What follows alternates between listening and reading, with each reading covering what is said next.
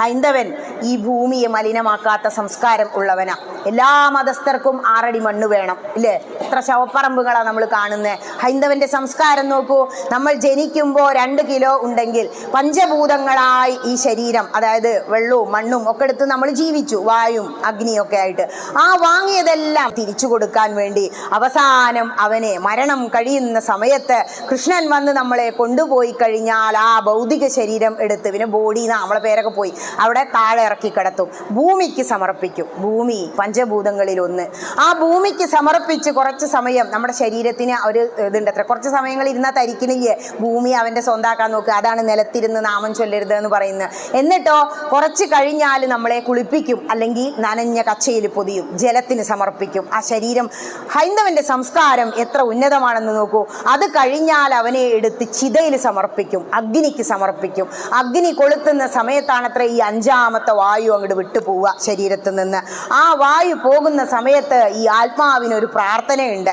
അതാണ് വായുരനിലം അമൃതമതേദം ഭസ്മാന്തം ശരീരം കൃതോ സ്മര കൃതം സ്മര, കൃതോ സ്മര കൃതം സ്മര. അതായത് പ്രാർത്ഥിക്കാണ് ഈ ശരീരത്തിൽ ഇരുന്നു കൊണ്ട്, ഹേ ഭഗവൻ, ഞാൻ എന്തെങ്കിലും സൽക്കർമ്മങ്ങൾ ചെയ്തിട്ടുണ്ടെങ്കിൽ എൻ്റെ ആത്മാവിനെ ആ നേർവഴിക്കു നയിച്ചാലും സൽഗതി വരുത്താനായി, നല്ല ഗതിക്ക് പോകുന്നതിന് വേണ്ടിയിട്ടാണ് അന്ത്യേഷ്ടി കർമ്മം. അപ്പം അതുപോലും ചെയ്യണമെന്നില്ല, അല്ലേ?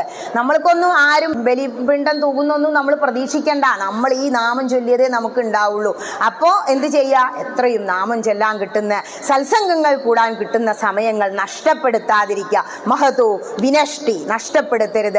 അറിവില്ലായ്മ കൊണ്ട് നിങ്ങൾക്ക് ഇത് നഷ്ടപ്പെട്ടു പോകരുത്. എന്ത്? ഈ ജന്മം. അതാണ് ഉപനിഷത്തുക്കൾ പറയുന്നത്. നമ്മുടെ ശരീരം അഗ്നി അങ്ങോട്ട് വെക്കുമ്പോൾ വായുവായി ആകാശമായി അങ്ങോട്ട് ഇല്ലാതെയാവും. ഒരു പിടി ഭസ്മ.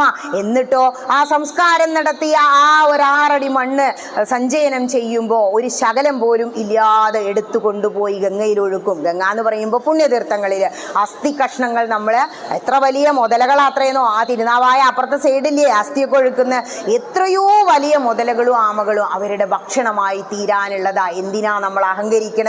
ഈ എല്ലും കഷ്ണങ്ങൾ അവർക്കുള്ളത്. അവിടെ കൃഷിഭൂമിയാക്കി മാറ്റും, നവധാന്യങ്ങൾ വിതയ്ക്കും, വാഴ വെക്കും. എന്താ പറയുന്നത്? ഭൂമി കുറച്ചും ജലം കൂടുതലും സയൻസ്. ഭൂമി നമ്മൾ ഒരു തുണ്ട് പോലും വേസ്റ്റ് ആക്കി കളയണ്ട. ഹൈന്ദവന്റെ ആചാരങ്ങൾ എത്ര ഉന്നതമാണ് എന്നൊന്ന് ചിന്തിച്ചു നോക്കൂ.